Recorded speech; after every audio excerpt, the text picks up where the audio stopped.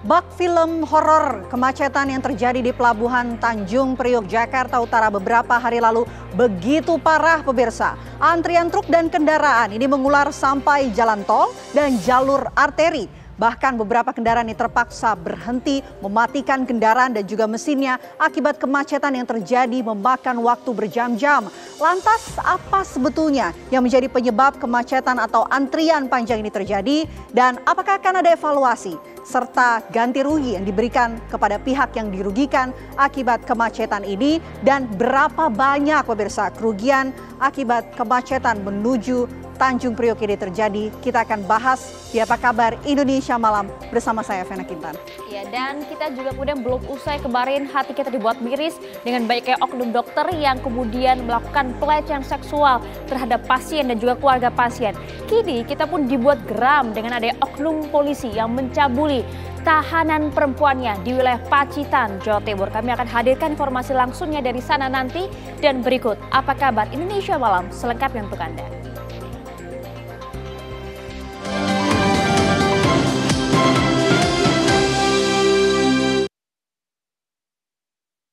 Apa Kabar Indonesia Malam dengan informasi kebakaran yang melanda sebuah rumah di Kecamatan Seberang Ulu, 2 Palembang, Sumatera Selatan saat satu keluarga yang terdiri dari ibu dan 3 anak tengah tertidur pulas.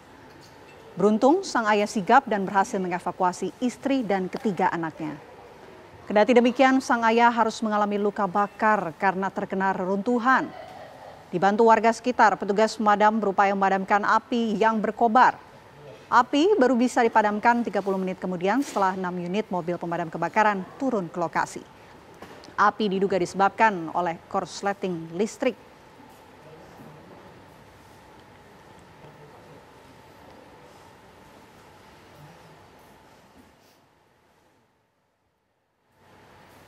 Pemirsa, diduga mengalami remblong, sebuah truk bermuatan kardus terbalik usai menghantam pagar dan pembatas jalan di Pelabuhan Bakauheni, Lampung. Sebelum kejadian, pemirsa, truk box tersebut ini melaju dengan kencang dari arah jalan arteri Trans Sumatera. Diduga sang sopir truk tak melihat jalur pembuangan sehingga lawan arah ke dermaga 3 Pelabuhan Bakauheni dan hilang kendali menabrak pagar dan pembatas jalan. Tak ada korban jiwa dalam kejadian ini, namun kondisi jalur bongkar kendaraan pun sedang sepi saat itu sehingga tak membahayakan kendaraan lain yang melintas. Sang sopir Muhammad Rohman, pemirsa, diinformasikan mengalami luka parah hingga dilarikan ke rumah sakit terdekat.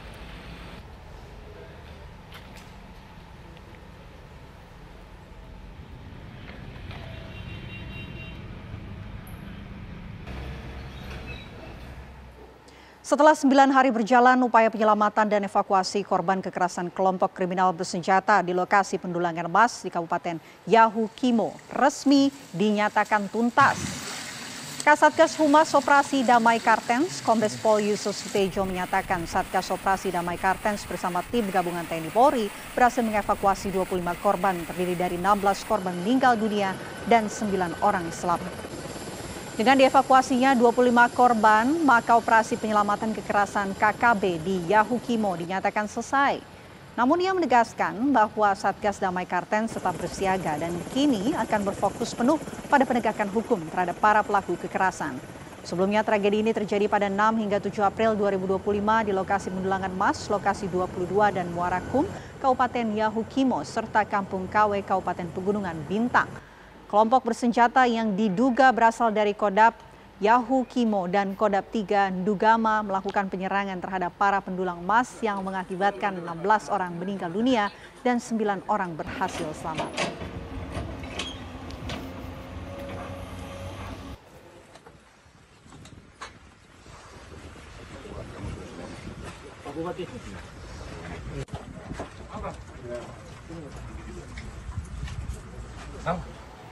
Kita beralih ke informasi lain, pemirsa. Warga di Bekasi, Jawa Barat dihebohkan dengan aroma menyengat seperti bau gas pada Jumat malam kemarin dengan durasi yang cukup lama.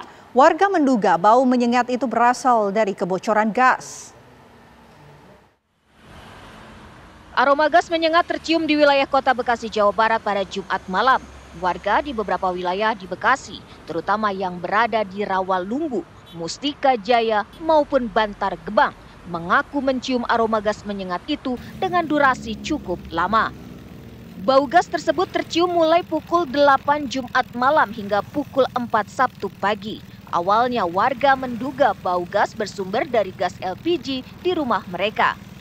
Namun setelah dicek ternyata bukan berasal dari gas rumah tangga.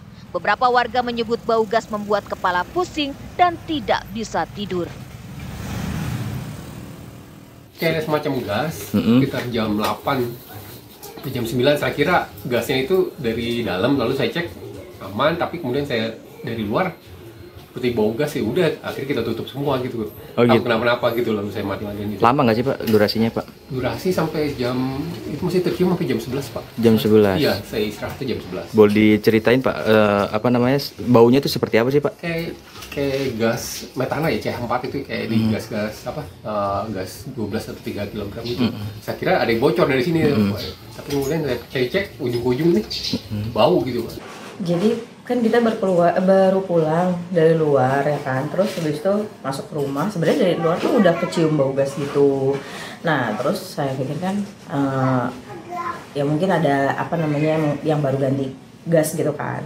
Nah, terus kita masuk ke dalam, terus bau gasnya tuh makin kencang. Nah kirain tuh dari gas dari dalam, dari rumah kita. Terus saya bilang sama suami saya kayak, ini kok bau gas ya gitu. Terus habis itu ya dia bilang kayak enggak kok, ya, apa namanya di yang lain juga bau gas gitu. Soalnya di grup WhatsApp tuh memang keciumnya bau gas gitu. Jadi bukan cuma saya doang gitu, cuman yang lainnya juga. Hingga saat ini penyebab pasti bau gas belum ditemukan. Dari Bekasi, Jawa Barat, Kurnia Dwi Hapsari, TV One mengabarkan.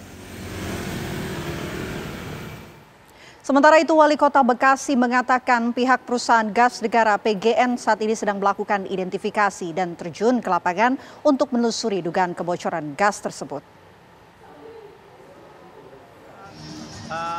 Gas yang hari ini sedang diidentifikasikan di lokasi-lokasi mana yang mungkin terjadi kebocoran. PGN dan juga Sinergi sudah bergerak ke lapangan dan akan dilakukan segera mungkin untuk rehabilitasi dan perbaikan. Titik-titiknya di mana Pak? Sumbernya Pak? Sementara masih tersebar ya, jadi kita masih sedang melakukan terus identifikasi terkait dengan lokasi-lokasi yang ada. Ya, usai digegerkan dengan bau yang cukup menyengat di sejumlah wilayah di Kota Bekasi dan Kabupaten Bekasi, Jawa Barat, pihak perusahaan gas negara atau PGN menyatakan bahwa telah menelusuri sejumlah titik. Dari hasil penelusuran di sejumlah titik, PGN memastikan bahwa bau yang cukup menyengat bukan disebabkan dari kebocoran pipa gas. Laporan bau menyengat yang sempat tercium warga di wilayah Ciledug, Kecamatan Setu, Bekasi pada hari Jumat 18 April 2025, kami dari PGN telah langsung mengerahkan tim untuk melakukan pengecekan baik melalui control room maupun tim inspeksi di lapangan bersama dengan masyarakat sekitar. Dari pemantauan pengecekan menyeluruh yang sudah dilakukan, tidak terdapat indikasi kebocoran dari pipa gas PGN. Meskipun informasi dari tim di lapangan bahwa pada saat ini bau sudah tidak tercium kembali, namun PGN tetap melakukan pemantauan secara ketat bersama dengan pihak yang berwenang untuk terus berkoordinasi memastikan keamanan masyarakat dan pelanggan gas bumi. Ribuan kendaraan wisatawan memadati ruas Jalan Insinyur Haji Juanda Dago, Kota Bandung pada Sabtu siang. Hari kedua libur panjang ini, pemirsa, di kawasan Dago selalu menjadi jalan alternatif wisatawan menuju kawasan wisata Lembang. Seperti inilah kondisi arus lalu lintas di kawasan Insinyur Haji Juanda Dago, Kota Bandung pada Sabtu siang. Ribuan kendaraan yang didominasi oleh plat Jakarta, Bogor, dan sekitarnya ini mengambil jalur alternatif menuju kawasan Lembang. Kepadatan sendiri kurang lebih 3 hingga 4 km dan akan terus terjadi hingga Minggu esok.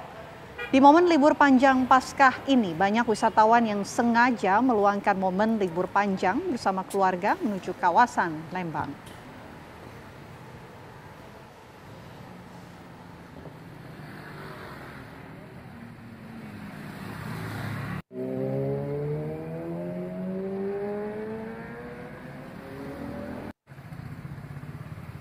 Ya, tak hanya di Lembang, Vena dan juga pemirsa, kalau ngomongin Bandung, biasa yang ramai malam hari adalah di kawasan Braga. Kalau gitu kita langsung cek di sana. Sudah rekan kami Cepi Kurnia langsung dari kawasan Braga, Bandung. Kondisi malam hari ini seperti apa? Ramai wisatawan tidak, Cepi? Iya, Maria, saya Vena dan malam ini saya sedang berada di kawasan Braga, di mana memang dapat saya tunjukkan Maria dan Pena bahwa kondisinya seperti ini di kawasan Braga sejak tadi Sabtu siang hingga Sabtu malam ini. Dari malam itu kawasan Braga cukup dipadati oleh para pengunjung, baik dari warga Bandung sendiri maupun dari luar warga Bandung sendiri. Dari Jabodetabek memang kemarin sejak hari kemarin bahkan pasca sampai di hari Minggu ini merupakan momen warga untuk berlibur bersama keluarga di kawasan Kota Bandung sendiri, khususnya di kawasan Braga ini. Memang tidak hanya di kawasan Braga ini, Pena dan Setia untuk di kawasan Asia Afrika, alun-alun memang tadi dari pantauan kami cukup padat pengunjung yang dari Bandung maupun luar Bandung melakukan wisata di kawasan Braga, Asia Afrika, dan alun-alun. Mereka memang di sini bersama keluarga menikmati suasana pemandangan di kawasan Braga, bersuah foto bersama keluarga, mengabadikan liburan, dan juga memang menikmati kuliner yang ada di kawasan Braga ini maupun yang ada di kawasan lain. Kok kecil memang di sana setiap malam, apalagi malam minggu ini cukup banyak kuliner yang dijajakan di sana untuk dinikmati atau disajikan di sana dari berbagai macam kuliner yang ada di Kota Bandung. Dapat kami kabarkan bahwa Maria dan Pena untuk di gerbang tol Paster dari Jasa Marga memang tercatat sejak kemarin sampai hari ini sekitar 30.000 lebih kendaraan dari Jabodetabek arah Bandung untuk berwisata, selain memang di kawasan Kota Bandung dan juga ada di kawasan Lembang. Begitu, Pena. Baik, terima kasih Cepi Kurnia atas laporan Anda langsung dari kawasan Braga, Bandung, Jawa Barat. Ya pemirsa, kami akan jeda terlebih dahulu. Kami akan kembali dengan beragam informasi lainnya untuk Anda. Tetaplah bersama kami. Anda kembali di Apa Kabar Indonesia Malam. Pemirsa, seorang dokter yang sedang menempuh program pendidikan spesialis atau PPDS nekat merekam seorang mahasiswi saat tengah mandi di sebuah kamar indekos di kawasan Cempaka Putih, Jakarta Pusat. Korban ini merupakan mahasiswi yang tinggal di salah satu kamar kos. Kemudian korban yang tengah mandi panik seketika setelah melihat adanya kamera ponsel dari balik ventilasi. Bersama dengan sejumlah rekannya, korban yang meyakini jika pelaku perekaman adalah MA dan langsung mengamankan pelaku, kemudian menyerahkannya ke Polres Metro Jakarta Pusat. Dari hasil penyelidikan, pelaku mengaku terobsesi dengan korban sehingga nekat mengintip korban saat mandi.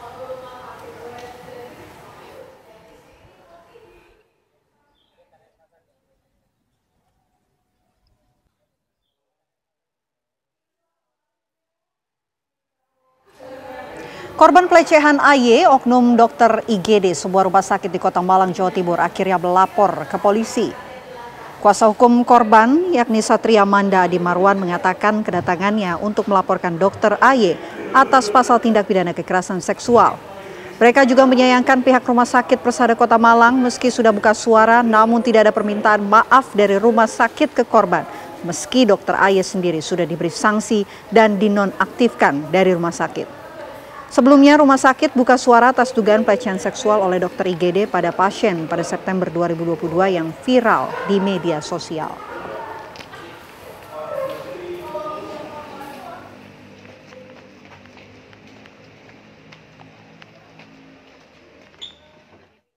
Paksa kita akhirnya melaporkan dokter yoga ini ke pihak kepolisian di Polresta Malang karena ternyata setelah pemberitaan dan beberapa statement-statement kita pikir dokter ini merasa bersalah kemudian menyerahkan diri, tapi nyatanya enggak. Jadi dengan terpaksa kita mengambil upaya hukum, kita bikin laporan hari ini. Ya, sementara itu pemirsa, Polres Garut, Jawa Barat membuka posko pengaduan untuk korban pelecehan seksual yang diduga dilakukan oleh seorang dokter kandungan berinisial MSF. Posko pengaduan korban pelecehan telah dibuka di Polres Garut sejak dokter MSF alias dokter Iril ditetapkan sebagai tersangka. Posko ini memfasilitasi korban untuk bisa melapor dengan jaminan privasi dan tentunya identitas yang dijaga. Meski demikian, hingga saat ini mayoritas pasien yang mengaku sebagai korban masih enggan untuk melaporkan tindakan tidak pantas dokter Iril ke pihak kepolisian. Hal ini disebabkan beberapa faktor, salah satunya adalah kekhawatiran jika identitas korban nanti akan terungkap. Untuk mempermudah pengaduan, Polres Garut juga menyediakan layanan pesan singkat yang bisa digunakan oleh masyarakat untuk melaporkan langsung atau berkonsultasi terkait dengan kasus ini. Untuk proses pemeriksaan, Polres Garut menurunkan polisi wanita atau polwan agar korban lebih nyaman dan tak mengalami trauma.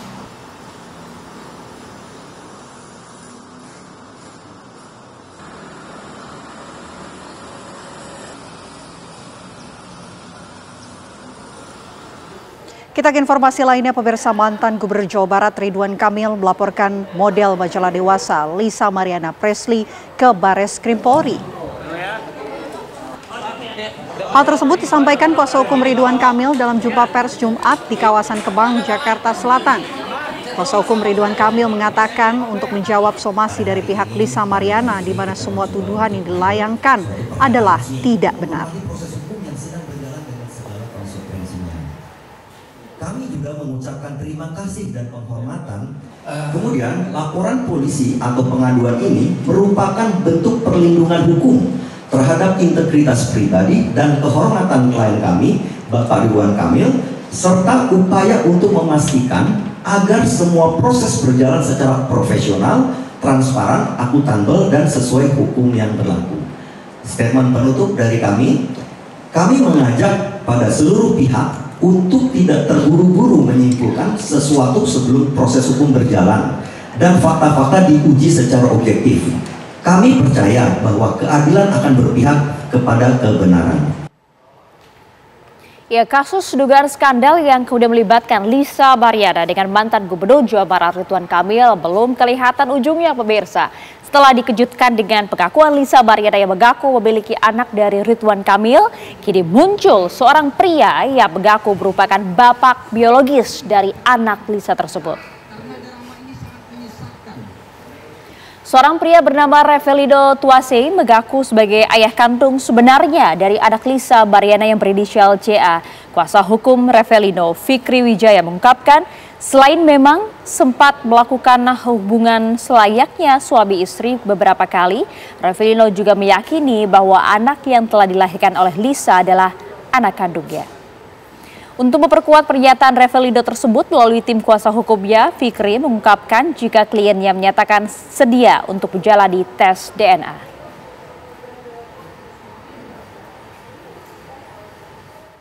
Ini perkenalan antara klien kami dengan Lisa Mariana tersebut yaitu awal 2021, ya artinya di sekitar bulan Januari.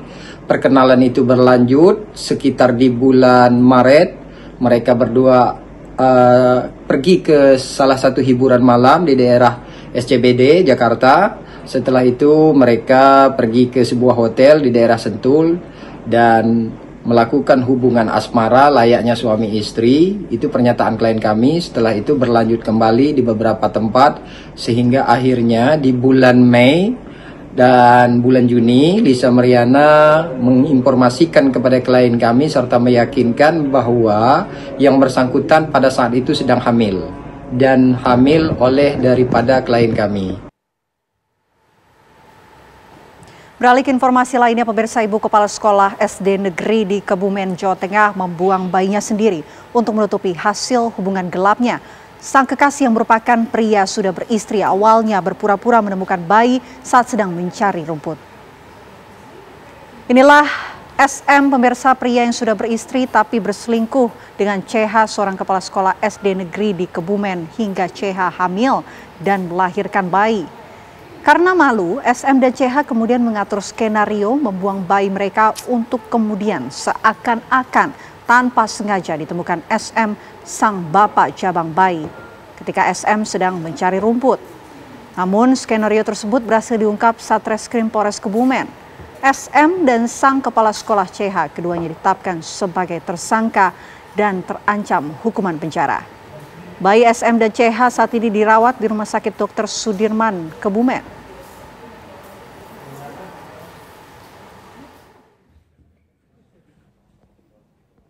Pada ngapak ya? Yang hari ini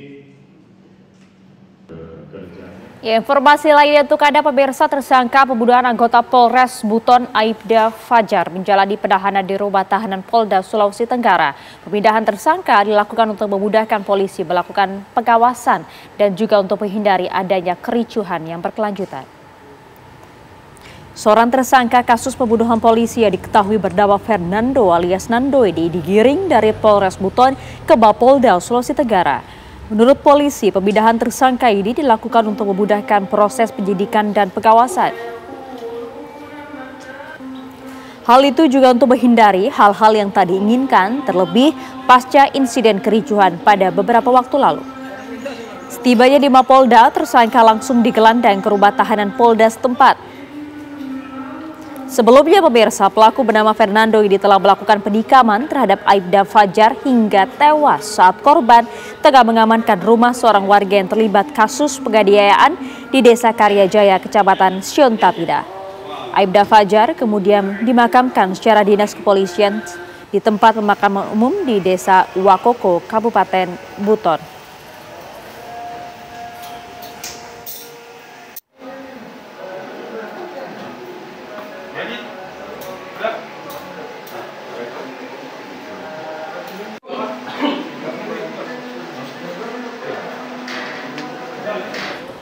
Usai jeda pemirsa, kami akan kembali membahas dialog utama kita membahas mengenai kemacetan panjang yang terjadi di Pelabuhan Tanjung Priok, Jakarta Utara. Kami kembali sesaat lagi, tetaplah bersama kami.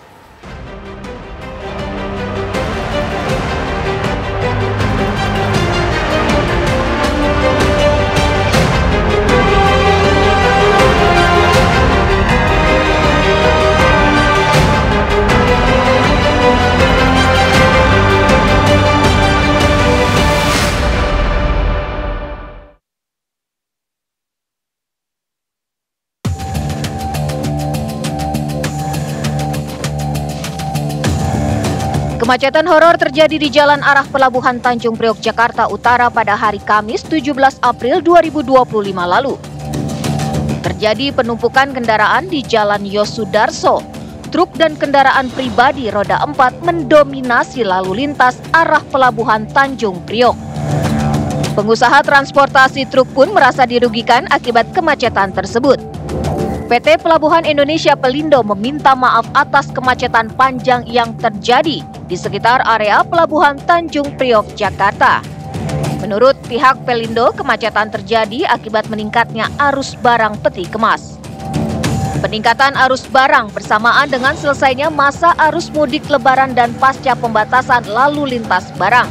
Selain itu juga mengejar sebelum libur bersama yang jatuh pada hari Jumat hingga hari Minggu pekan ini. Dengan dampak adanya kapal yang sandar tidak di waktu yang memang sudah ditentukan, karena kapal kontainer ini window ini sudah terschedule tetapi mengalami delay sehingga menambah volume di masa atau di waktu yang memang tidak seharusnya. Jadi total ini ada penambahan karena impact ada keterlambatan yang seharusnya minggu lalu. Dan juga ini sebenarnya ada peningkatan ekonomi pasca lebaran ini. Memang kondisinya itu ada geliat peti kemas yang memang sudah mulai naik. Kami sampaikan bahwa year to year-nya di Maret 2024 dan 2025 ini ada peningkatan sekitar 4,2%. Ini memang ada peningkatan ekonomi sehingga sudah ada peningkatan plus tambahan lagi ada waktu kapal yang sandar tidak seharusnya.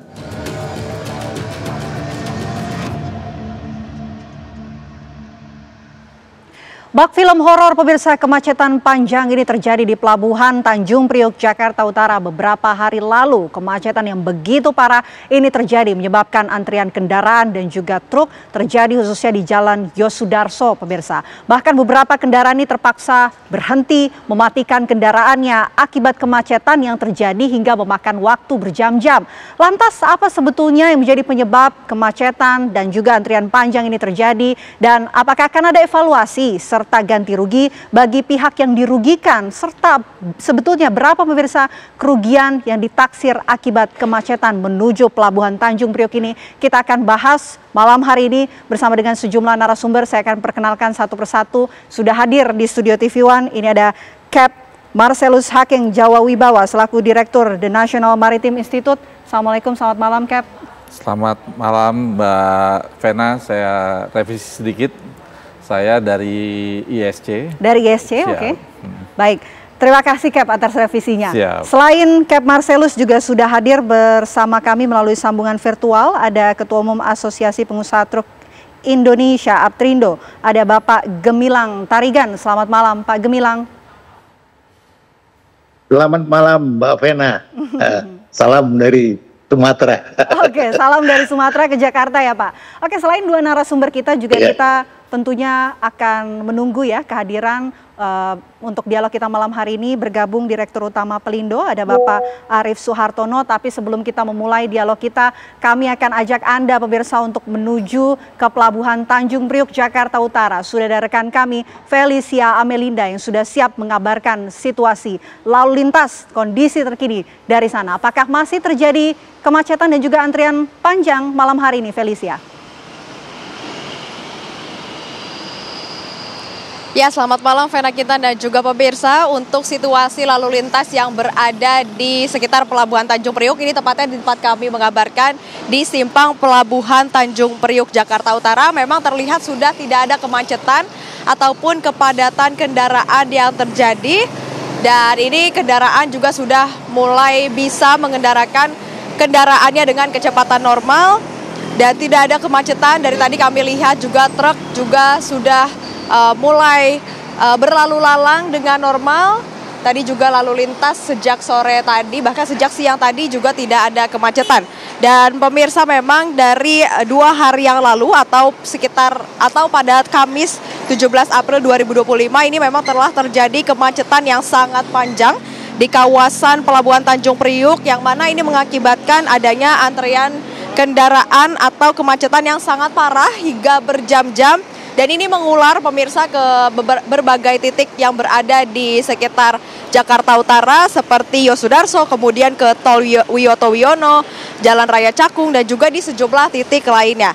Dan kepadatan kendaraan ini memang terjadi akibat peningkatan arus barang peti kemas yang akan melakukan kegiatan receiving delivery, khususnya di New Priok Container Terminal 1. Yang mana ini dikonfirmasi langsung oleh Senior Manajer Komersial Pelindo Regional 2 Tanjung Priok, Chandra Irawan, yang mana dia juga menjelaskan bahwa peningkatan volume bongkar muat ini terjadi hingga 100%, yakni mencapai lebih dari 4.000 truk, yang biasanya ini hanya sekitar 2.500 truk saja. Kemudian juga dijelaskan oleh Eksekutif General Manager Pelindo Regional 2 Tanjung Priok, yakni Adi Sugiri, yang menjelaskan bahwa kondisi kemacetan yang terjadi sejak hari Kamis kemarin hingga Jumat kemarin ini juga bertepatan dengan selesainya masa arus mudik Lebaran dan pasca pembatasan lalu lintas barang, serta bertepatan juga dengan adanya long weekend atau libur panjang selama 3 hari ini dari tanggal 18 kemarin hingga tanggal 20 April besok.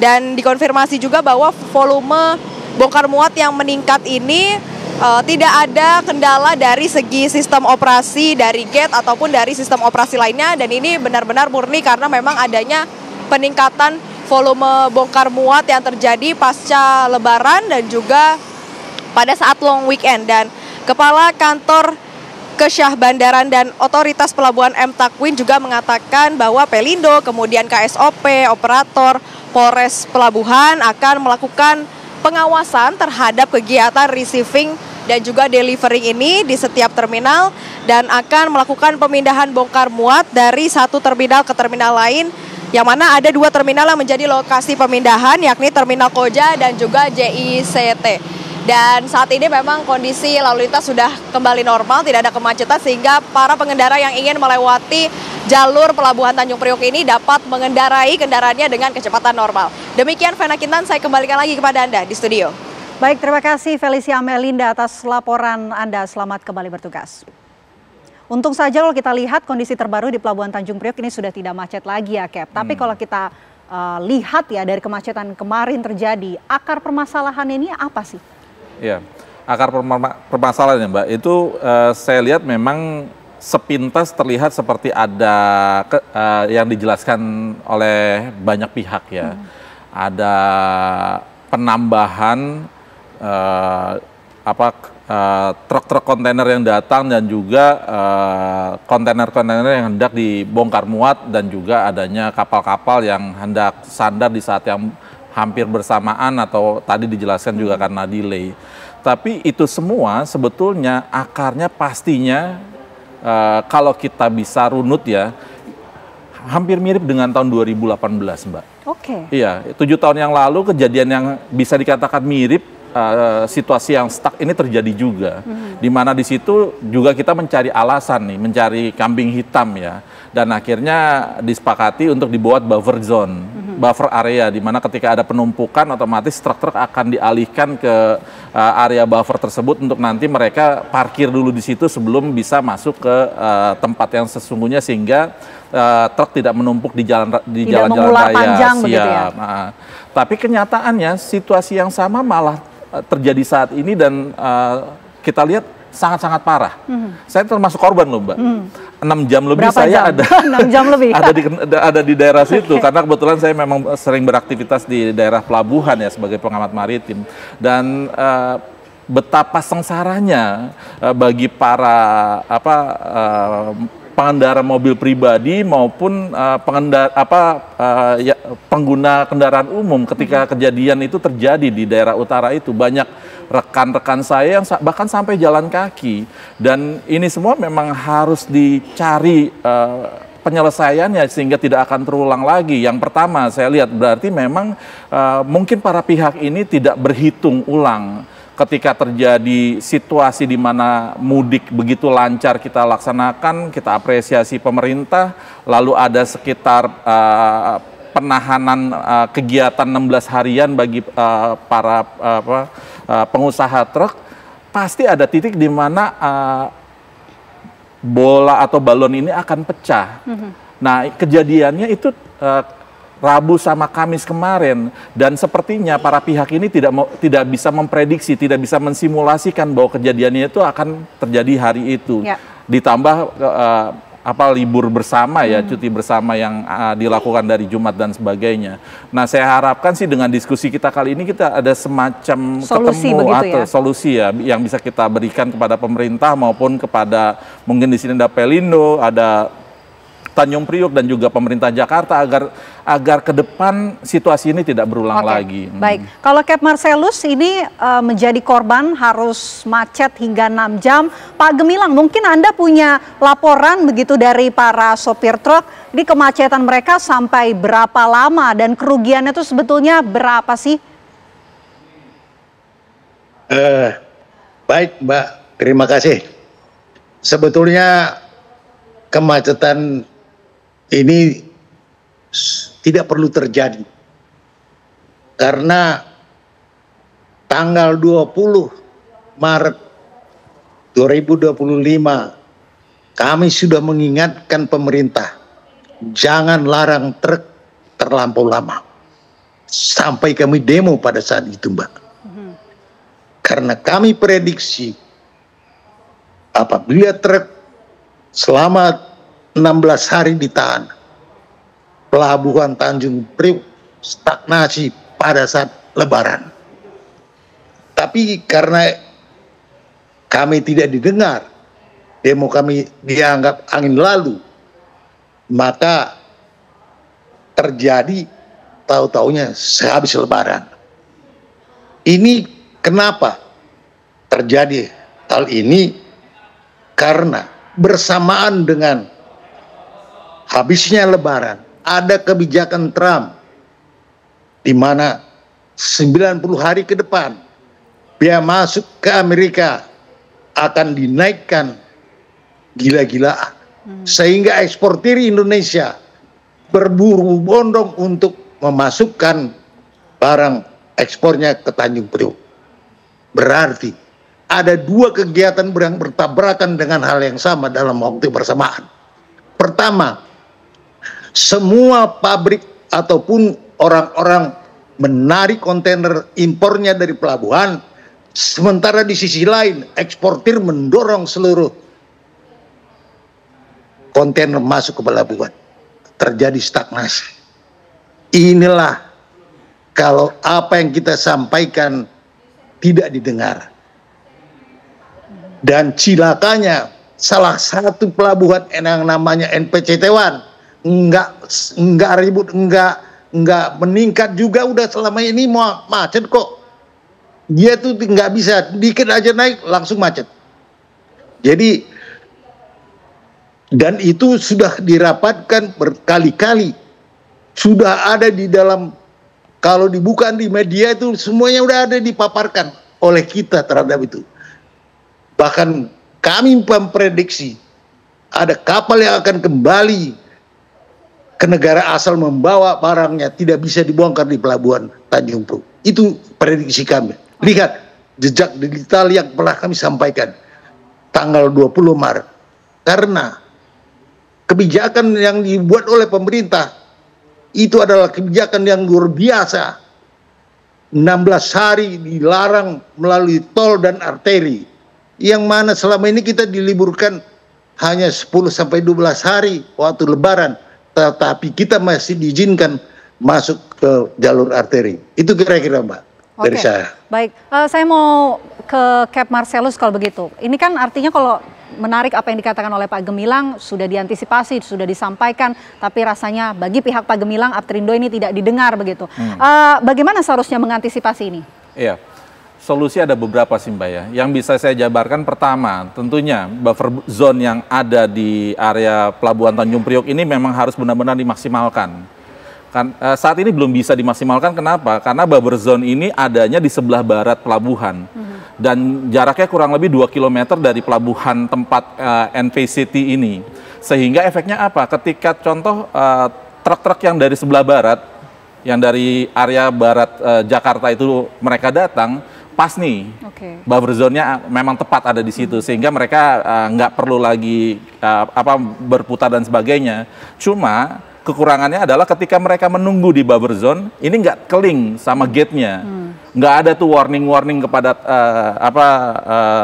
truk-truk atau supir truk, sehingga efeknya apa? Ketika mereka santai, supir truk ini bisa jadi antriannya diserobot sama supir truk yang lain. Itu yang pertama. Yang kedua, yang dari timur. Nah, ketika dari timur nggak bisa langsung karena penuh, mereka harus ke buffer zone, berarti mereka harus bolak-balik 4 km. Nah, disitulah saya bilang harus ada langkah strategis, langkah antisipatif gimana caranya nih supaya buffer zone ini bisa benar-benar dimaksimalkan. Itu yang pertama.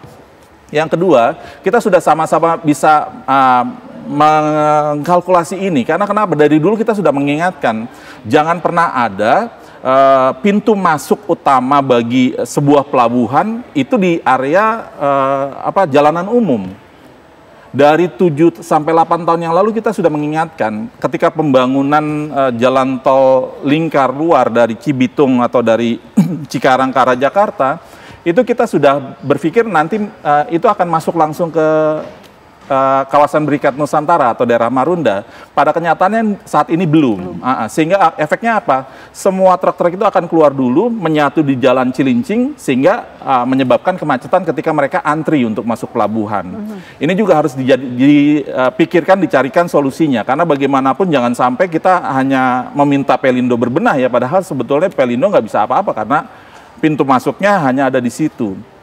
Yang ketiga, sudah ada beberapa kajian juga. Dulu itu sebelum jalan tol dari Cikarang menuju Jakarta itu dibuat, ada proyek strategis nasional, Mbak. Namanya kita menggunakan alternatif Kali Cibitung Laut atau CBL, Cibitung Bekasi Laut ya. Kali ini kita gunakan sebagai sarana transportasi bagi kontainer-kontainer yang akan kita bawa ke arah kawasan industri di Cikarang maupun di daerah Karawang. Nah, dengan begitu mereka tidak akan langsung bersinggungan dengan jalan-jalan utama, jalan-jalan arteri yang ada saat ini. Dan saya kurang paham kenapa pada saat itu di tahun 2022 proyek strategis nasional ini di take down. Dikarenakan menurut kajian tidak akan terlalu bernilai positif dikarenakan kita sudah punya jalan tol dari Cikarang menuju Jakarta. Dan mungkin kalaupun saat ini itu dilaksanakan dengan beban sungai CBL yang sudah begitu besar menjadi tumpuan warga Bekasi dan Jakarta terkait dengan banjir, ya akan ada efek juga ketika ternyata dijadikan sarana transportasi untuk mengangkut kapal-kapal yang akan mengangkat kontainer ini untuk ke arah Cikarang dan Karawang. Jadi alternatif-alternatif ini harusnya bisa digunakan selain daripada kita memisahkan juga, harus bisa dipisahkan antara jalur kontainer ini dengan jalur transportasi masyarakat umum. Karena kembali lagi Mbak, ini nggak terlalu disuarakan ya, tapi masyarakat secara umum ini juga terkena dampaknya dan itu lumayan menyesakkan juga ya, menyakitkan juga bagi kami masyarakat yang tidak tahu, tidak bisa memprediksi tiba-tiba terkena macet yang cukup lama seperti itu dan sangat-sangat traumatik ya bagi kami. Jadi harapan kami sih, harapan kita bersama terutama, kita semua bisa berkumpul untuk bisa mencari alternatif-alternatif tadi, membuka pintu dari tol Cikarang Jakarta langsung di KBN, lalu juga tadi area-area untuk tempat truk ini berkumpul itu buffer zone-nya kita maksimalkan. Yang ketiga juga mungkin proyek strategis nasional Kali CBL itu bisa kita coba untuk kaji ulang kembali. Itu pandangan dari saya, Mbak. Ya, itu pandangan dari Kep Marcelus yang berharap mudah-mudahan ada alternatif dan juga langkah antisipatif yang bisa dilakukan untuk tentunya menghindari adanya kemacetan yang mungkin terjadi begitu di masa depan. Nanti kita akan dengar ya dari pihak Pelindo bersama dengan Direktur Utama Pelindo, tapi kami jeda terlebih dahulu. Pemirsa, Apa Kabar Indonesia Malam akan kembali untuk Anda sesaat lagi.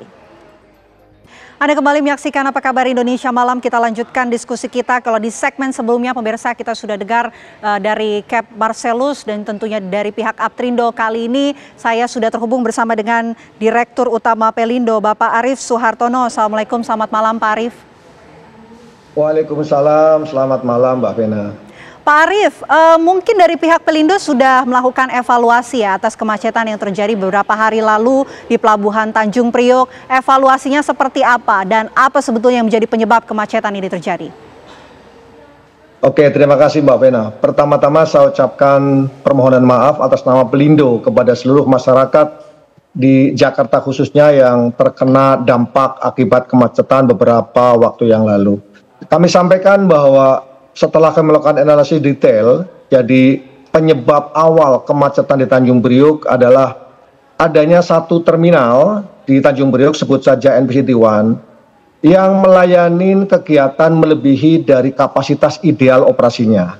Sehingga tidak ada room apabila ada perubahan, dan dalam hal ini memang ada 3 kapal yang datang bersamaan dan itu semuanya delay. Ini adalah menambah kondisi jadi tidak terkendali dan tentunya terkait dengan pasca Lebaran dan libur itu tentunya bisa diantisipasi.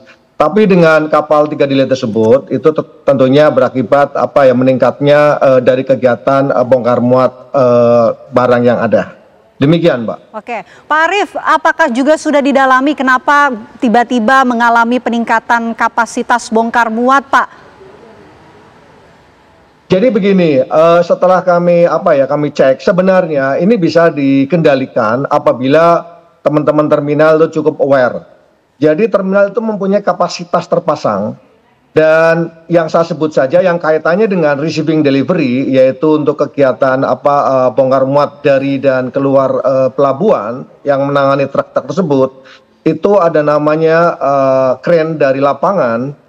Namun demikian pada saat yang bersamaan ada 3 kapal yang bersandar, akhirnya artinya kren yang ada tersebut harus dibagi aktivitas special operation dan yang kedua ada yacht operation. Dan di sini teman-teman dari NPCT 1 itu sudah merilis cukup banyak, yaitu sekitar 4.000 yang tentunya ini adalah melebihi kapasitas dari kegiatan operasional terminal karena ada 3 kapal tersebut. Sebenarnya kalau seandainya tidak ada kapal, 4.000 itu masih bisa dilayani, bahkan sampai dengan 5.000 masih bisa dilayani. Tapi di sini ada 3 kapal, sehingga operasional lapangan pasti terganggu. Dan pada saat kejadian, setelah memang agak telat, saya minta operasional kapal dihentikan sementara dan fokus di kegiatan lapangan. Ini secara berangsur-angsur, alhamdulillah tadi jam 5 pagi relatif sudah normal. Dan kalaupun saat ini agak sedikit padat, itu adalah kepadatan yang sangat-sangat biasa yang pada umumnya terjadi. Demikian, Mbak. Oke, penguraiannya yang dilakukan oleh Pelindo nih bagaimana, Pak? Apa yang dilakukan? Pertama, kami coba kurangi kontainer yang akan masuk dan kami mendivert kapal-kapal ke terminal lain khusus untuk bongkar. Dan yang kedua, kami coba dorong untuk percepatan delivery. Jadi kita mengurangin jumlah kontainer yang ada di terminal. Ini sudah kita lakukan dan sekitar 3 kapal yang akan kita divert ke terminal sebelah. Karena terminal yang lain seperti GICT, Koja, MAL dan juga T3 itu tidak ada tekanan yang berarti. Jadi kita dorong ke sana sehingga kontainer yang ada dalam terminal NPCT1 bisa kita turunin. Saat ini atau saat kemarin pada saat macet, yaitu YOR itu yard occupancy ratio, rasio antara jumlah kontainer dibanding dengan kapasitas itu sudah mendekati 90, sekitar 85-87-an.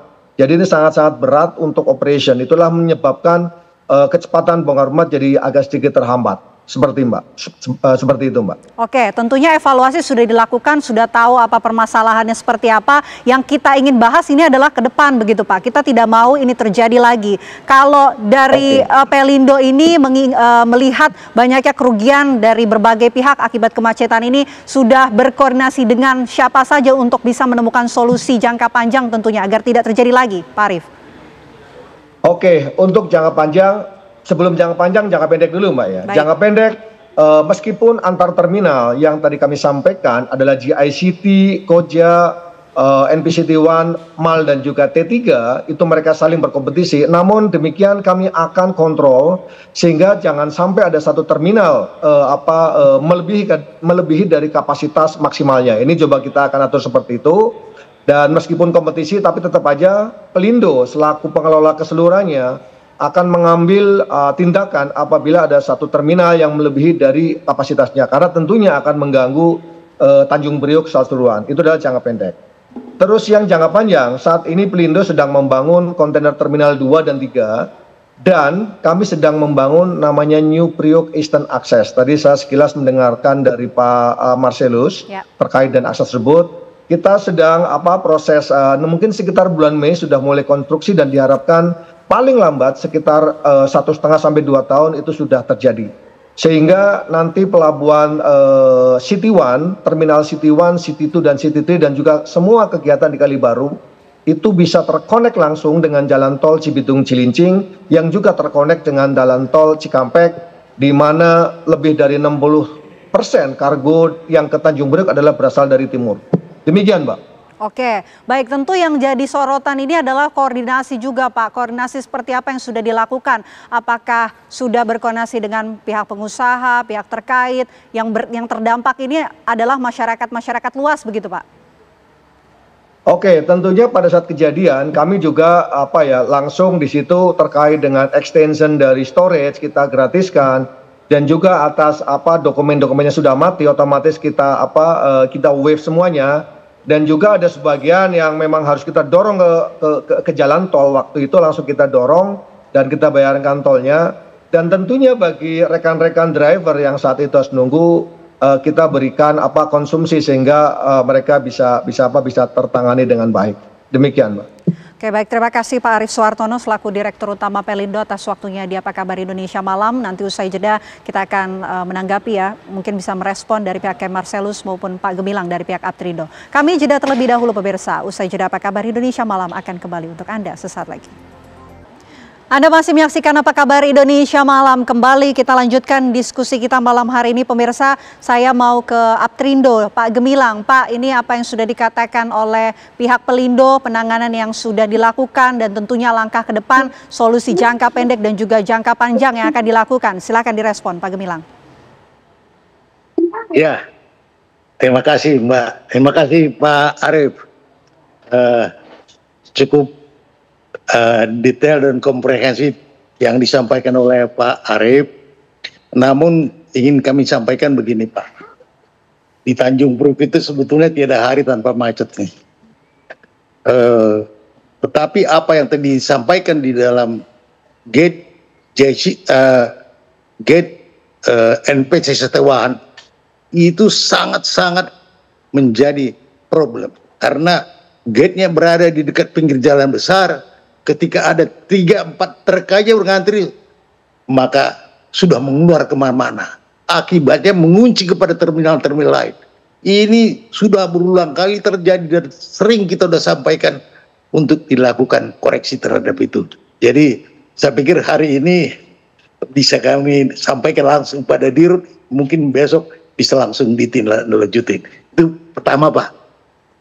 Yang kedua, kami mohon supaya setiap terminal itu punya standar terminal runtime-nya tiap-tiap terminal, sehingga tidak terminal itu menampung kapasitas menampung kontainer di luar kapasitasnya Pak, sehingga truk-truk yang masuk dan keluar dari terminal itu punya standar waktu berapa menit. Kalau di Asia sekarang kan 45 menit turnaround time truk itu sudah terjadi.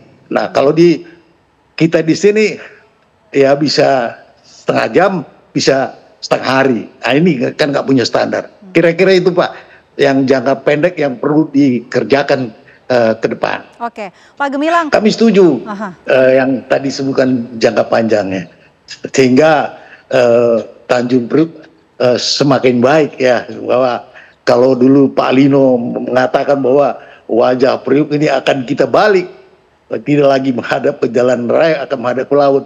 Dengan adanya tol yang dibangun itu, ya saya kira seluruh entry yang masuk dari timur akan melalui Marunda masuk ke pelabuhan terminal kita yang ada sekarang. Saya kira itu aja Mbak. Terima kasih. Oke, itu respon dari Aptrindo. Tapi kami ingin tahu Pak, berapa sebetulnya kerugian yang disampaikan oleh para pengusaha truk Indonesia, begitupun juga supir-supir truk selama kemacetan yang terjadi selama 2 hari ini. Seberapa besar kerugiannya? Ya, kami sudah mengkalkulasi bahwa dengan adanya kemacetan selama 2 hari ini, tanggal 16 sampai tanggal 17, bahkan sampai tanggal 18, kira-kira berdasarkan kalkulasi kerugian kami mencapai 120 miliar, kira-kira itu Mbak. Oke, kalau dari sopir truk ini paling lama macet berapa lama Pak? Ada yang menginap di jalanan sekitar 1 hari setengah, sehingga kita harus mensuplai makannya. Sebetulnya ini masalahnya udah sangat krisis ketika truk nggak bisa bergerak, supir-supir juga udah nggak bisa meninggalkan kendaraannya, makan juga susah, buang air juga susah, gitu ya. Sementara orang-orang yang kejepit di dalam kemacetan itu ambulan yang harus jalan kaki dibawa ke rumah sakit kan gitu. Kemudian jenazah juga harus sudah dibawa pakai Gojek dan macam-macam yang sudah terjadi pada saat itu ya. Kami sebagai pengusaha prihatin melihat kejadian-kejadian seperti ini. Maka untuk ke depan ya saya kira perlu kita bicarakan bersama. Sebetulnya 3 hal yang membuat pelonjakan ini. Pertama adalah ekses daripada barang impor yang tertahan di pelabuhan selama Lebaran mau diambil semua, dan ekspor yang membludak karena kebijakan Trump ini. Kemudian ketiga adalah adanya kurs yang begitu besar sehingga eksportir itu merangsang eksportir itu untuk mengejar itu supaya mereka bisa langsung segera mengekspor barang-barangnya. Itu Mbak. Jadi sebetulnya Tanjung Priok ini kalau soal macet itu sudah menjadi sarapan tiap hari Mbak. Supir-supir udah teriak tiap hari, tetapi tidak membuat macet yang sedemikian panjang sehingga mengakibatkan masyarakat merasa terganggu. dan korban. Baik. Termasuk kami. Oke. Baik, tapi kerugian yang ditaksir ini kira-kira mencapai 126 triliun rupiah seperti yang disebutkan tadi, Pak? Bukan triliun, Pak. Miliar. 126 miliar rupiah. Khusus pengusaha truk. Tetapi indirect, kerugian eksportir, kerugian importir itu bukan dalam kalkulasi kami, Mbak. Ini hanya kerugian yang dialami oleh pengusaha truk. Oke, tentu juga kerugian ini tidak sedikit. Begitu besar kerugiannya, langkah apa Pak yang akan dilakukan oleh Aptrindo berikutnya? Kami sudah mempersiapkan tuntutan kepada NPC 1 karena kami tahu bahwa terminal ini yang mengakibatkan kemacetan yang mengular sampai kemana, karena ini nggak bisa ditolong, sehingga kami merasa bahwa sumber malapetaka ini dari NPC 1, sehingga kami akan ajukan klaim ganti rugi ke sana. Kira-kira begitu, Mbak. Baik, kalau dari Aptrindo akan melakukan ganti rugi atas kerugian kurang lebih 126 miliar rupiah. Cap, mungkin bisa direspon penanganan yang sudah dilakukan oleh Pelindo begitu? Iya. Saya lihat penanganannya memang pasti kasuistis ya Mbak ya. Ketika tadi Pak Dirut menjelaskan, saya juga bisa melihat bahwa itu memang penanganan yang berdasarkan kejadian sehingga harus ditangani seperti apa. Saya lebih juga hendak mendorong bahwa kalau bisa jangan 1-2 tahun Mbak. Karena memang tentunya masyarakat Jakarta Utara ingin setidaknya merasakan nikmatnya kota Jakarta yang tentunya tidak macet sebagaimana daerah-daerah lain yang sangat-sangat jalanannya tuh lapang dan juga bisa dilalui oleh anak-anak atau apapun gitu ya, yang saya belum melihat Jakarta Utara ini mendapatkan fasilitas sebagaimana yang mereka hendak dapatkan. Lalu juga tadi juga saya melihat bahwa yang dikatakan ada sekitar 4.000-an ya, 4.000-an kontainer, tapi saya mendapatkan informasi lagi bahkan lebih, itu bisa sekitar 6.000 sampai 7.000-an. Berarti memang ada tools yang sepertinya tidak aware terkait dengan situasi ini. Kapasitas 2.500 ketika hendak mencapai batasnya, kenapa tidak ada alarm gitu, semacam alarm. Tentu prediksi ini setidaknya 1-2 hari sudah bisa dilihat. Tadi saya lihat ada keinginan yang positif dari Direktur Utama Pelindo bahwa dia akan menegur terminal-terminal yang sifatnya masih parsial saat ini supaya ke depan bisa lebih bekerja sama. Saya melihat itu salah satu tools yang mungkin bisa dijadikan sebagai langkah paling cepat yang bisa dilakukan untuk bisa menghindari kejadian serupa bisa terulang lagi. Mungkin kita diberikan semacam batasan, misalnya contoh maksimumnya 2.500, berarti di 2.000 atau menjelang 2.500 ada rate-nya, sehingga ketika melampaui ya otomatis langsung di auto reject ataupun langsung dialihkan, sehingga nggak ada lagi alasan bahwa yang memesan ataupun yang berkegiatan bisnis hanya di NPCT 1 ya. Sebagaimana kita ketahui, NPCT 1 ini terminalnya memang hasil kerjasama dari banyak pihak sih Mbak. Dari Pelindo sendiri sebagai perwakilan dari Indonesia, juga dari dunia internasional, investasinya masuk di sana. Sehingga penting bagi mereka untuk bisa segera mendapatkan keuntungan ataupun mengembalikan keuntungannya itu, sehingga kapal-kapal pun secara internasional ada kemungkinan diarahkan ke sana. Tapi dengan melihat situasi ini, tentu ada alasan lebih lagi bagi kita untuk mengutamakan masyarakat Jakarta pada umumnya, sehingga ke depan kita bisa memiliki alasan bahwa jika ini terjadi, yang kami akan mendapatkan class action dari Pak Gemilang gitu ya. 120 miliar itu angka yang lumayan besar kalau misalnya memang itu nanti disetujui oleh pengadilan. Belum lagi masyarakat tentunya kerugiannya juga tadi intangible, misalnya kerugian dari para pihak yang hendak mengirim dan ternyata delay dan lain sebagainya, kapal yang ternyata tidak jadi sandar, itu semua sesuatu yang akhirnya merugikan NPCT 1 sendiri dibandingkan ketika mereka membagi kuenya secara langsung ya. Apabila mereka ternyata tidak mampu, ya bagi aja ke TPK Koja ataupun GICT, terminal-terminal yang lainnya. Bahkan kita bisa langsung sharing tuh ke Patimban, bisa dialihkan kapal-kapalnya ke sana. Buat apa juga kita punya banyak pelabuhan kalau misalnya ternyata fokusnya hanya di NPCT 1. Walaupun saya juga melihat ya bahwa keinginan untuk membesarkan Priok ini lumayan besar dari Pelindo. Bahkan sampai niatnya tuh NPCT 11. Tapi ketika sarana dan prasarananya belum sampai, ya udah kita rembukan lagi yuk, kita cari solusi alternatifnya yuk, sehingga jangan sampai masyarakat nih, karena memang ada kepentingan bisnis kita, masyarakat yang dikorbankan gitu ya. Saya sangat-sangat mencoba menggugah para pihak untuk bisa melihat dampaknya ini sangat-sangat besar, sehingga ya bisa dikurangi ego sektoralnya, bisa dikurangi sedikit banyak keinginan untuk terlalu mendapatkan keuntungan, berbagi sedikit sehingga masyarakat bisa lebih berbahagia. Apalagi masyarakat luas begitu yang menjadi korbannya, seperti Cap Marcelus 6 jam begitu. Tadi ada sopir truk dari salah satu sopir truk 1,5 hari. Saya juga sebagai warga yang harus melintas begitu di Jalan Cacing ini juga turut menjadi korban. Tidak hanya saya, masyarakat banyak ini juga tentunya menjadi korban akibat kemacetan ini. Ini kemarin juga sempat ada ambulans ya yang kita lihat nih, kami hadirkan gambarnya di layar kaca Anda pemirsa.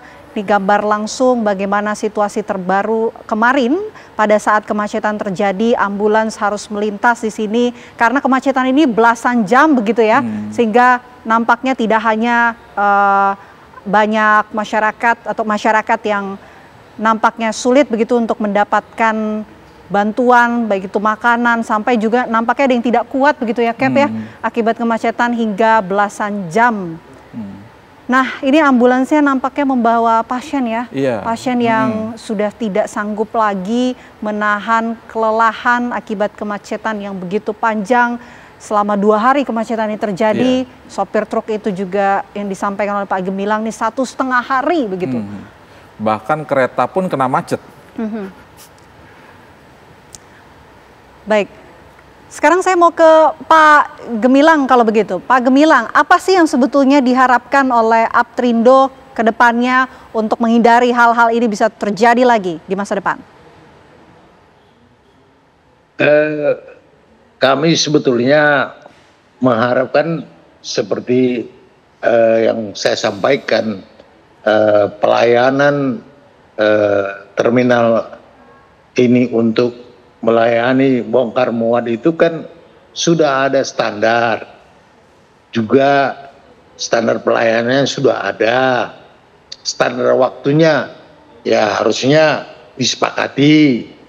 Kalau truk masuk ke dalam terminal terlambat, kami didenda loh Mbak. Kami kalau melampaui batas closing time, kami didenda tuh 1 juta. Tetapi kalau sekarang pelabuhan melayani kami sampai berhari-hari seperti ini, tidak ada satu denda yang harus dibebankan kepada mereka. Jadi memang disinilah ketidakadilan terhadap suatu aturan, karena monopoli dia bisa membuat aturan mau mereka gitu ya. Kalau kami terlambat didenda, kalau dia terlambat pelayanan denda juga dong. Itu baru fair namanya. Kalau enggak, mari kita bebas-bebas saja. Gitu ya. Oke. Baik. Itu yang diharapkan. Pelayanan yang pernah dicobakan juga tidak berhasil. Yang namanya terminal booking system and return cargo. Hampir 10 tahun itu tidak terjadi sampai hari ini. Jadi memang ya kita harus ngelus dada ini terhadap pelayanan di pelabuhan ini yang selalu mengorbankan truk dan supir-supir, sehingga kita harus menderita di luar pelabuhan ini, kemudian juga seperti masyarakat yang tentunya juga merasakan itu. Jadi ya mulai ini adalah warning ke depan, kita semua berupaya sesuai pekerjaan itu sesuai standar lah, jangan rakus ya. kepada semua terminal. Kalau nggak ada kapasitas, ya berikan kepada sebelahnya lah. Sebelahnya nganggur-nganggur, sini nggak sanggup. Tapi ordernya tetap aja ditempatkan di tempat yang terminal yang satunya. Berlomba-lomba mereka itu, bolehlah bersaing antar terminal. Tapi jaga standar. Saya kira itu supaya semua aman. Ikuti standar gitu, dan tentunya ada aturan yang fair, itu yang diharapkan oleh Aptrindo. Baik, terima kasih banyak Pak Gemilang atas waktu ya di Kabar Indonesia Malam. Sebelumnya juga sudah terima kasih Cap Marcelus sudah bergabung selama kurang lebih setengah jam, 30 menit bersama kami di Apa Kabar Indonesia Malam. Ya pemirsa, sampai di sini dialog Apa Kabar Indonesia Malam. Usai jeda kami juga masih akan menghadirkan sejumlah informasi menarik lainnya untuk Anda. Di antaranya pemirsa, ini diduga akibat korsleting pada bagian kelistrikan, satu unit mobil dump truck yang terparkir di dalam garasi hangus dilalap si jago merah. Kami hadir untuk Anda sesaat lagi. Anda kembali di Apa Kabar Indonesia Malam. Pemirsa, diduga akibat konsleting pada bagian kelistrikan, satu unit mobil dump truck yang terparkir dalam garasi hangus dilalap si jago merah. Karena garasi dalam keadaan terkunci dan kunci dibawa oleh sopir, warga tak bisa langsung memadamkan api hingga membesar. Api pertama kali terlihat muncul dari bagian bawah lampu sein depan sebelah kiri kendaraan. Karena garasi dalam keadaan terkunci, warga tak bisa langsung memadamkan api yang kemudian membesar dan melalap seluruh kendaraan. Petugas damkar yang tiba di lokasi pun langsung melakukan pemadaman. Total ada 2 unit mobil pemadam yang dikerahkan dan api berhasil dipadamkan dalam waktu 15 menit. Kendaraan yang terbakar merupakan milik warga setempat. Berdasarkan dari hasil pemeriksaan sementara, sumber api diduga berasal dari korsleting kelistrikan pada bagian kendaraan.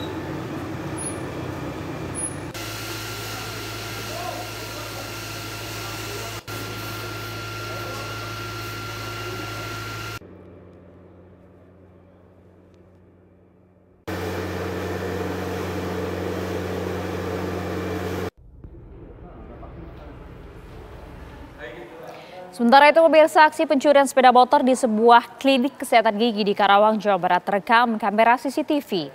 Korban pun langsung melapor ke polisi dengan membawa video CCTV untuk kemudian dijadikan sebagai barang bukti.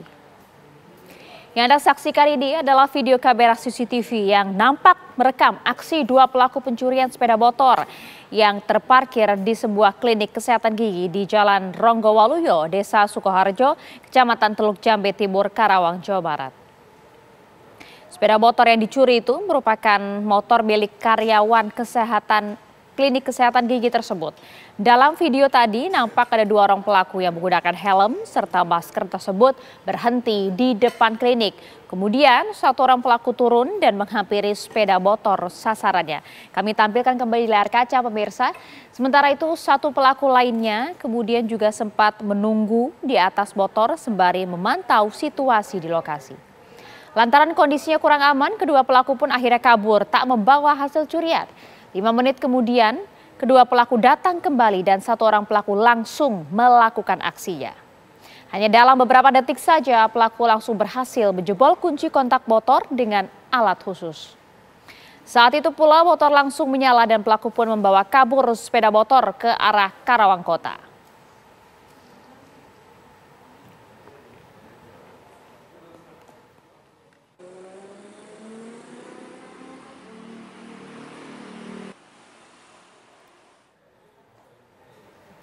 Pemirsa, meski diterpa dengan dugaan isu eksploitasi dan kekerasan terhadap mantan pemain sirkus, wahana sirkus di Taman Safari Indonesia Prigen 2, Pasuruan, Jawa Timur ini tetap dipadati pengunjung. Pengunjung berharap bahwa dugaan kasus eksploitasi maupun kekerasan kepada pemain dapat segera diselesaikan.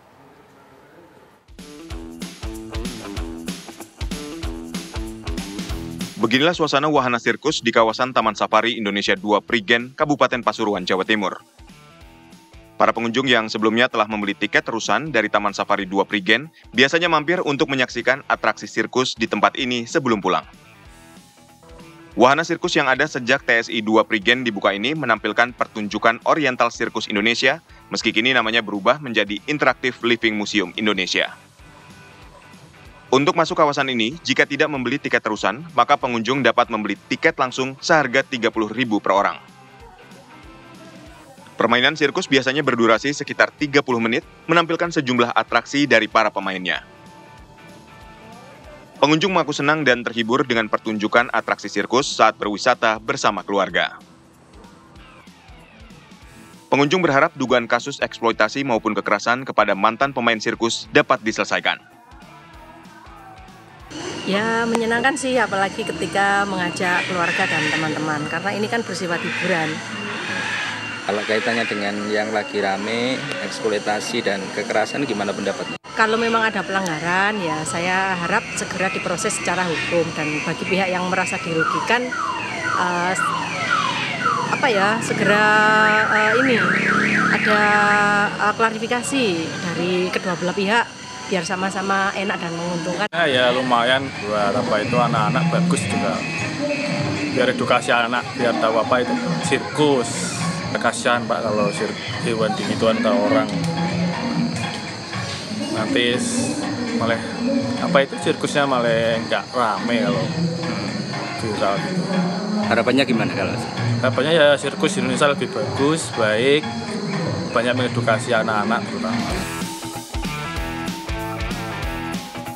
Dugaan kasus eksploitasi dan kekerasan terhadap sejumlah mantan pemain sirkus tidak berpengaruh terhadap jumlah pengunjung yang datang ke wahana sirkus di Taman Safari Indonesia 2 Prigen, Pasuruan. Dari Pasuruan, Jawa Timur, Ari Suprayogi, TV One, mengabarkan.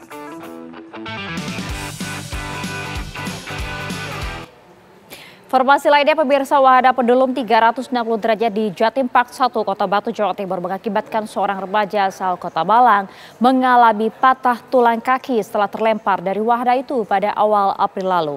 Sementara itu, Polres Batu kini melakukan penyelidikan atas insiden wisatawan yang terjatuh dari wahana pendulum 360. 6 orang saksi diperiksa dalam insiden ini.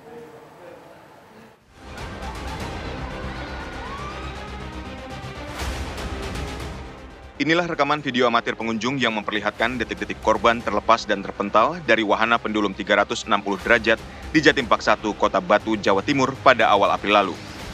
Korban Randias Putra Atmadi, seorang remaja berusia 13 tahun asal Kelurahan Mojolangu, Kecamatan Lowokwaru, Kota Malang, mengalami patah tulang.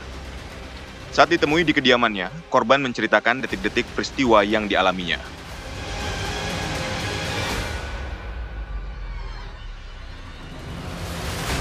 Kayak yang seatbelt dada ini, itu sistemnya hidrolik atau angin gitu mas. Jadi dipasang angin, nanti nutup semua. Giliran sudah, dicabut anginnya baru buka. Nah awalnya emang kerasanya aman banget, sampai neken perut saya. Itu wahananya mulai, ini terus sempat 360 kan. Di tengah permainan, 360 mungkin dapat 3 putaran, mau putaran ke-4 atau ke-5. Waktu di atas, di top, itu tingginya 15 meter dan kepalanya dijungkir ke bawah, itu seatbeltnya kebuka sendiri. Refleks saya pegangan itu sampai waktu pegangan ini penglihatan saya itu udah nggak jelas gitu mas. Soalnya kan ngadepnya kursi ke belakang dan itu ke pontang-panting sudah nggak terlalu jelas. Pokoknya saya pegangan, kalau di video itu pegangan sampai bawah. Mungkin itu kepentok besinya yang penahan, itu akhirnya saya jatuh. Pasca insiden itu, Satreskrim Polres Batu melakukan penyelidikan. 6 orang saksi telah diperiksa, polisi juga meminta operasional wahana pendulum 360 derajat dihentikan sementara. Penyelidikan dilakukan untuk mencari penyebab terjadinya insiden kecelakaan di tempat wisata ini. Jadi setelah kita menerima laporan dari masyarakat dan manajemen Jatim Park bahwa telah terjadi laka wisata, kami dari Satreskrim Polres Batu ini segera turun ke lapangan dan melaksanakan olah TKP. Dari olah TKP ini kita memerintahkan kepada pihak Jatim Park untuk menghentikan wahana tersebut agar tidak digunakan terlebih dahulu sambil menunggu proses penyelidikan dan penyidikan selesai.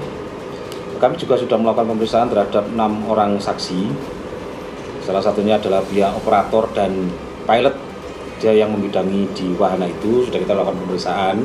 Ke depan kita akan melakukan penyelidikan mendalam terkait dengan perkara ini, apakah ada unsur kelalaian sehingga mengakibatkan seorang pengunjung ini luka. Polisi juga masih mendalami insiden tersebut untuk mencari tahu apakah ada unsur kelalaian dalam peristiwa ini. Dari Malang, Jawa Timur, Edi Cahyono, TV One, mengabarkan. Pemirsa, Wakil Menteri Ketenagakerjaan Immanuel Ebenezer mendatangi gudang UD Sentosa Sil di Jalan Margomulyo Industri, Surabaya, Jawa Timur. Sebelumnya, pemilik gudang itu berseteru dengan Wakil Wali Kota Surabaya Armuji karena menahan ijazah sejumlah karyawannya. Urusannya apa? Ini ada warga saya ditahan ijazahnya. Mau wakil wali kota, mau apa? Sampean kalau ada keluhan ke polisi aja. Hei, kamu warga Surabaya apa warga luar negeri ngomong gitu itu? Saya nggak kenal sampean, Sampean yang punya perusahaan ya? Iya. Sampean penipuan. Saya nggak kenal sampean ya, sorry ya. Nipu mati. Siapa saya nggak kenal. Sorry. Usai Wakil Wali Kota Surabaya Armuji berseteru dengan pemilik gudang UD Sentosa Sil dan dilarang masuk, kini giliran Wakil Menteri Tenaga Kerja Immanuel Ebenezer mendatangi gudang tersebut. Sidak Wamenakar itu juga bersama rombongan Wakil Wali Kota Surabaya dan tim Polresta Surabaya. Pemilik gudang UD Sentosa Sil sempat mengunci pintu gerbang saat rombongan Wamenakar ingin masuk. Rombongan sempat tertahan di luar gudang.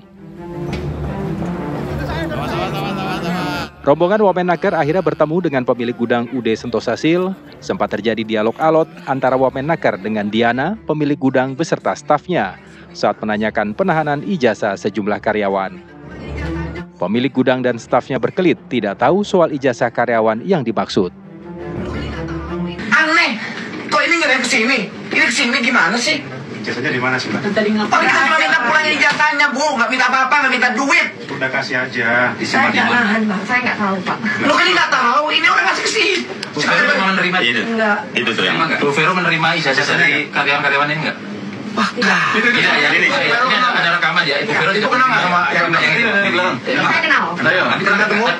Kenal. Menerima ijazah dari yang bersangkutan?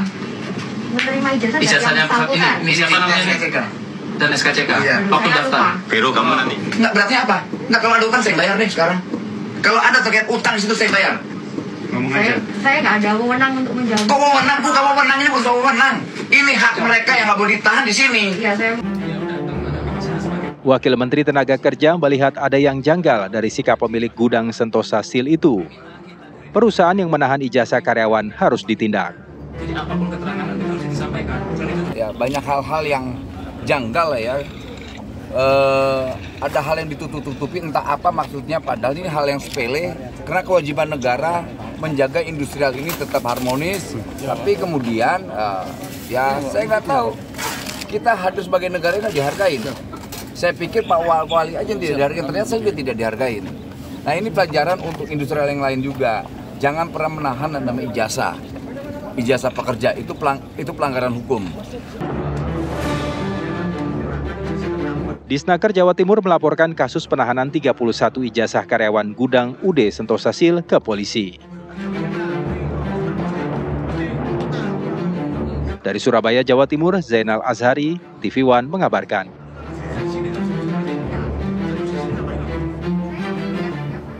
Ya pemirsa, kami coba ajak Anda untuk memperbaharui informasi ini langsung bersama dengan Wakil Wali Kota Surabaya, ada Bapak Armuji, sudah terhubung bersama kami. Selamat malam. Malam. Assalamualaikum Bapak. Waalaikumsalam. Ya Bapak, mungkin izin Pak, update terkini seperti apa Pak dengan permasalahan yang terjadi ini, karena semakin ramai saja di media sosial, banyak juga isu yang simpang siur. Betul informasinya pihak pengusaha yang bersangkutan tadi sudah meminta maaf, bahkan juga mencabut Bapak laporan terhadap Anda? Iya, semenjak tanggal 10 melaporkan saya ke Polda Jawa Timur, terus hari Seninnya mereka datang ke rumah dinas saya. Dia mengakui kesalahannya pada saat saya sidak ke tempat gudang mereka yang ada di Margomulyo, Pergudangan Kota Surabaya. Tentunya saya sebagai seorang muslim, bagi mereka yang menyadari dan mau mengakui kesalahannya pada saat bertelepon dengan saya, maka saya memaafkan mereka untuk kejadian-kejadian itu. Bahkan mereka juga sudah mencabut laporannya di Polda Jawa Timur. Ya, baik Pak Armuji, perseteruan dengan Anda nampaknya sudah diselesaikan secara damai begitu, tapi bagaimana kemudian kelanjutan dengan nasib ijazah para karyawan yang informasinya ditahan? Ini informasi betul atau tidak Pak? Karena hal ini kan disangkal oleh sang pengusaha ya Pak. Ya, seluruh mantan karyawan atau pegawai mereka yang sudah resign dari perusahaannya, mereka mengatakan semuanya ditahan. Bahkan mereka juga memegang tanda bukti, tanda terima dari serah terima ijazah yang mereka tahan atau mereka simpan. Tapi pihak Diana sampai saat kita berkunjung dengan Pak Wamen, sidak ke sana lagi, itu mereka tidak mengakui menahan ijazahnya anak-anak yang sudah resign ini. Tetapi dengan banyaknya bukti yang disodorkan oleh anak-anak selain tanda terima, mereka juga chat dengan Diana untuk mengenai penahanan ijazah maupun rekaman suara by telepon para mantan karyawan ini dengan Diana untuk menagih dan mengambil ijazah yang mereka tahan.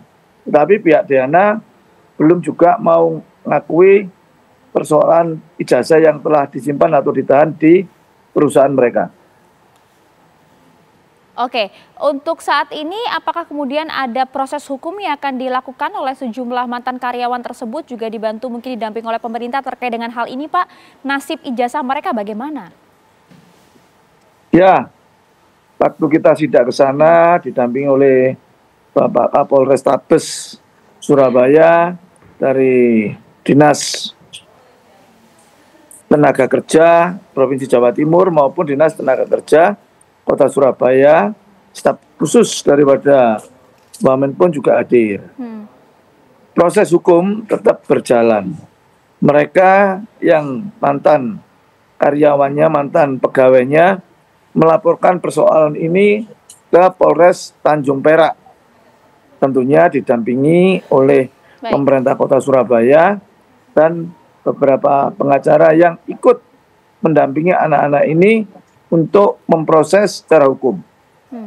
Oke, jadi sebenarnya UD Sentosasil ini merupakan perusahaan di bidang apa sih Pak? Mengapa kemudian cukup alot ya diskusi antara pengusaha, bahkan juga kemudian Anda turun tangan, bahkan juga Wakil Menteri juga ikut memediasi hal ini, tapi cukup alot sekali perbincangan, Pak Wali. Ya, UD Sentosasil ini perusahaan di bidang sil ya, sil karet untuk alat-alat berat yang mana mereka mempunyai usaha itu. Dan karyawannya pun juga banyak yang keluar masuk yang kerja di sana. Karena ada beberapa alasan yang tentunya karyawan ini tidak betah bekerja di sana. Mungkin nanti dalam penyelidikan atau pemanggilan lebih intensif dari beberapa saksi yang ada, baik itu dari korban yang sudah resign maupun dari para karyawan yang masih bekerja di UD Sentosasil, itu nanti kewenangan daripada pihak kepolisian. Pihak kepolisian, baik. Tapi kemudian banyak sekali informasi yang beredar di media sosial, Pak Armuji, bahkan cukup simpang siur juga. Nampaknya ada juga beberapa perilaku yang kemudian diterima oleh mantan karyawan kurang mengenakan bagi mereka. Termasuk juga ada batas waktu untuk sholat Jumat. Betul demikian Pak, hanya dibatasi sekitar 20 menit saja. Bahkan ada denda jika kemudian mereka datang terlambat dari waktu yang sudah ditentukan. Ini betul dialami oleh para karyawan Pak, hasil penyelidikan dari pemerintah seperti apa? Ya, pada saat lapor ke tempat saya menerima laporan seperti itu. Ada di antara salah satu mereka ini pada saat sholat Jumat, karena istirahatnya itu cuma 20 menit, kalau kita sholat Jumat minimal kan setengah jam, bahkan bisa lebih. Nah, kalau nanti kembalinya lebih daripada 20 menit, mereka akan didenda 20.000. Konfirmasi dari korban karyawan yang pernah kerja di sana. Ini belum ada konfirmasi langsung dari sang pengusaha ya Pak ya. Nah, kemudian kelanjutan dari kasus ini seperti apa Pak? Hak-hak dari para karyawan dan juga mantan karyawan selanjutnya seperti apa Pak Armuji? Ya kita nunggu proses daripada secara hukum, ya ini dalam bidang ini di Polres Tanjung Perak, dan untuk perizinannya yang mempunyai suatu kewenangan, Disnaker Kota juga sudah kita terjunkan untuk mengusut dan melihat usaha izin-izinnya ini memenuhi suatu persyaratan bidang usaha tersebut atau tidak. Karena kalau melihat daripada gudang atau kantor yang mereka miliki itu cukup besar. Tetapi kalau cuma pakai nama UD kok kelihatannya kurang layak, minimal CV lah. Tetapi itu nanti masih dalam suatu pemeriksaan, baik itu di Disnaker Provinsi maupun di Disnaker Kota Surabaya. Oke, baik, nampaknya diduga ada yang jangkal di sana, masih diselidiki juga terkait dengan izin dari usahanya. Terima kasih banyak atas waktu Anda, Wakil Wali Kota Surabaya Bapak Armuji telah bergabung bersama kami di Apa Kabar Indonesia Malam. Sehat selalu untuk Anda Pak Armuji. Assalamualaikum. Terima kasih. Pemirsa, kita beralih ke informasi lainnya pemirsa. Pergerakan tanah di Desa Mendala, Kecamatan Sirampok, Kabupaten Brebes, Jawa Tengah hingga Sabtu siang ini masih terus terjadi. Kami akan update informasinya usai jeda sesaat lagi. Anda kembali di Apa Kabar Indonesia Malam pemirsa. Ratusan warga pengguna lahan pertanian di Kecamatan Semborong-Borong, Kabupaten Tapanuli Utara, Sumatera Utara nyaris bentrok dengan petugas Badan Pertanahan Nasional dan aparat kepolisian saat petugas BPN melakukan pengukuran lahan. Tidak bisa, tugas-tugas HAMS. Sepertinya mau demo kalian. Oh, semangat kita selalu.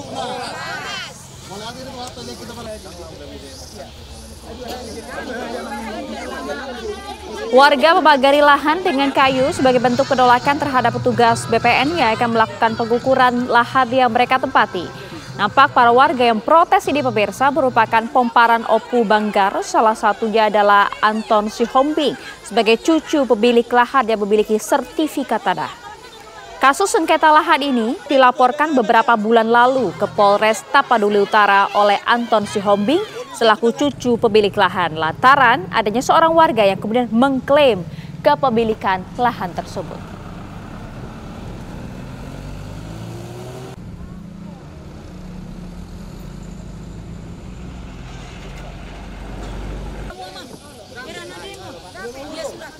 Kita bergeser ke Jawa Tengah pemirsa. Pergerakan tanah di Desa Mendala, Kecamatan Sirampok, Kabupaten Brebes hingga Sabtu siang ini masih terus terjadi.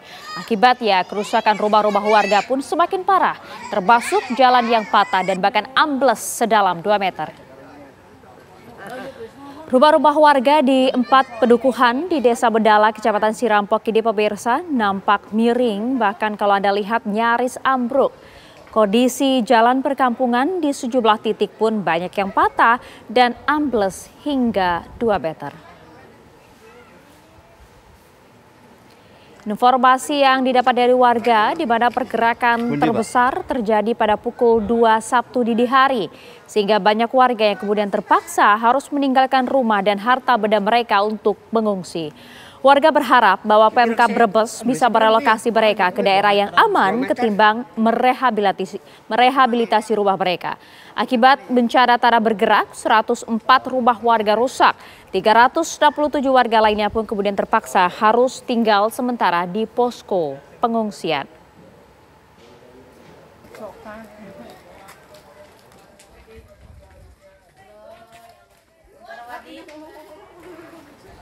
Sementara itu, BPBD Brebes akan menambah tenda pengungsian seiring semakin bertambahnya jumlah warga yang berada di posko pengungsian.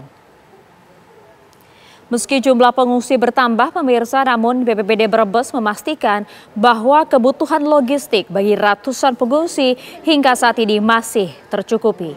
Bahkan pihaknya akan kembali mendirikan tenda berukuran yang lebih besar seiring bertambahnya jumlah pengungsi. Sementara itu, jumlah kerusakan rumah akibat tanah bergerak yang sebelumnya berjumlah 104 kini bertambah menjadi 107 rumah. Hingga Sabtu siang, bahkan pergerakan tanah di Desa Mendala, Kecamatan Sirampok ini masih dirasakan warga.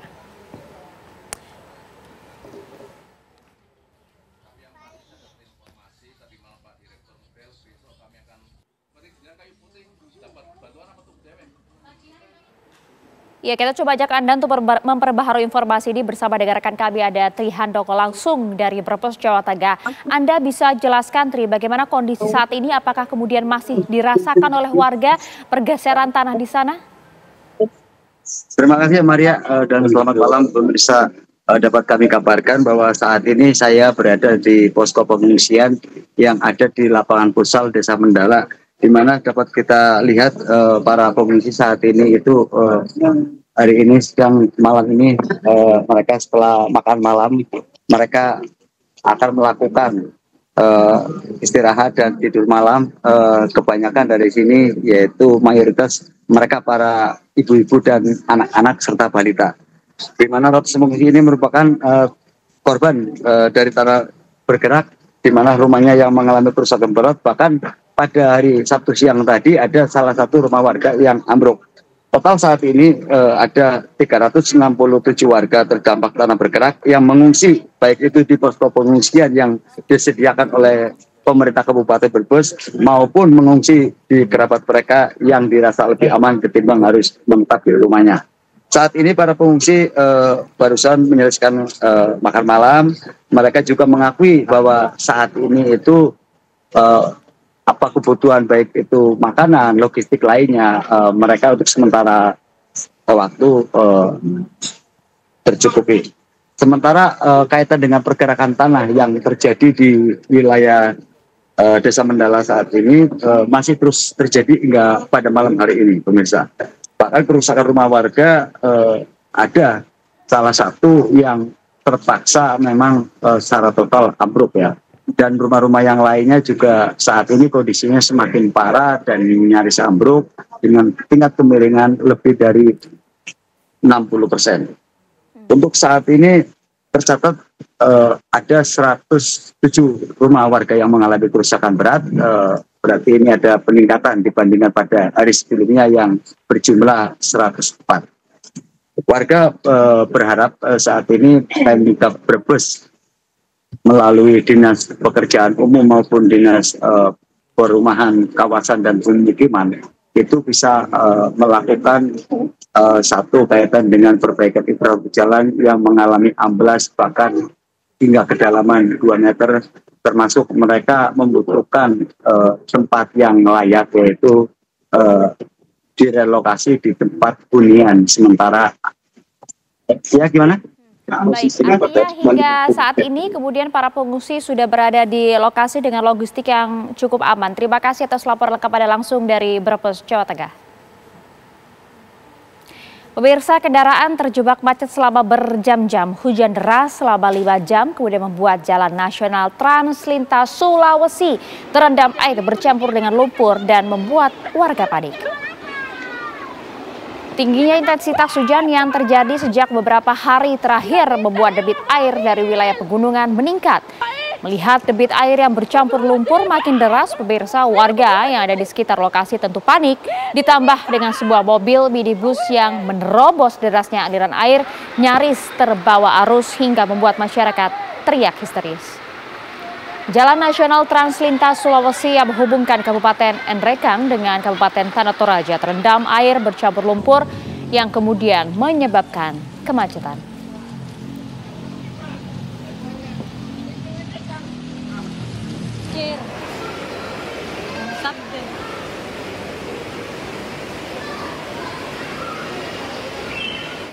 Sementara itu, pasca diterjang angin puting beliung pada Jumat petang, puluhan rumah di 2 desa Kecamatan Buah 2, Kabupaten Sumedang, Jawa Barat dilaporkan rusak parah.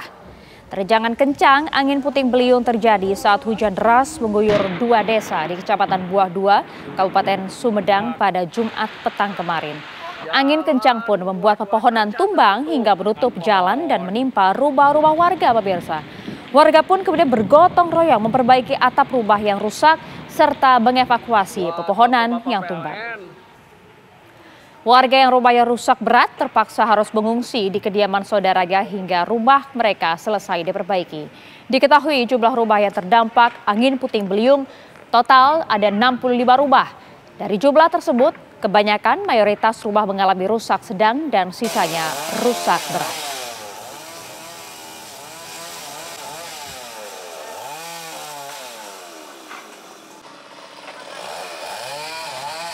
Dari Jawa Barat kita bergeser ke Jawa Timur, pemirsa. Rumah warga rusak tertimbun longsor dari tebing setinggi 25 meter saat hujan deras yang mengguyur wilayah Kecamatan Kampak, Trenggalek, Jawa Timur.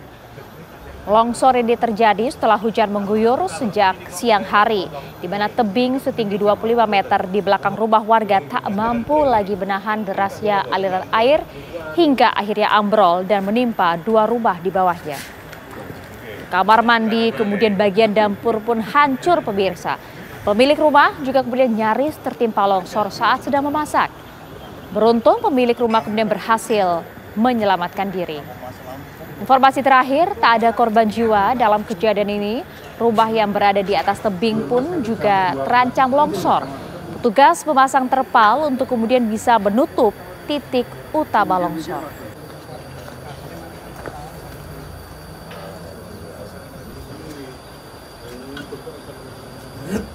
Terus gampang itu yang anggap itu yang Ya, pemirsa, informasi bencana di sejumlah daerah tadi menutup perjumpaan kita di Apa Kabar Indonesia Malam. Saya Maria Segaf. Dan saya Vena Kintan. Pemirsa, sesaat lagi Anda dapat menyaksikan kabar utama bersama Laura Luis. Kami pamit undur diri. Terima kasih atas kebersamaan Anda, pemirsa. Sampai jumpa.